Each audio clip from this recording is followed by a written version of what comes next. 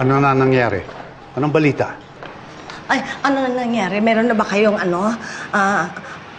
balita sa amin kung paano na yung anak ko? Ma'am, may natagpuan po kaming bata kagabi.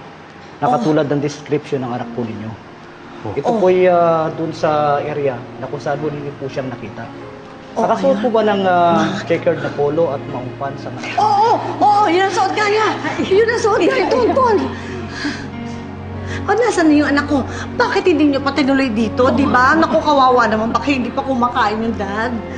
Ma'am, pasensya po. Pero nasa morgue na po ang anak ninyo. Patay na po siya. Ha? Anong patay na siya? Daddy, bakit namamatay si Tonton? Sigurado ka? Alam niyo ba yung sinasabi ninyo? Sabi mo kayo na okay, di ba, Daddy? Milet, Milet. Ma naman, di ba? Dinig naman ninyo, Mami naman. Dinig natin eh.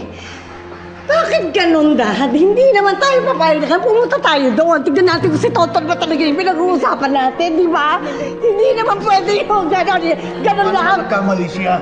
Baka ka na, hindi ako papayag ng ganito! Hindi! Mami, Milet. pupuntahan natin si Toton. Hindi tayo papayag ng ganito lang. Hindi ako papayag. Hindi ka pwede. Hindi talaga, Daddy. Alam mo yan. Daddy, alam mo. Pupunta tayo doon. Hindi ako papayag. Aalamin ko yun. Aalamin natin. Aalamin natin. Mas si Toton yun, Ma eh. Sinalakabuhay ka, Mami.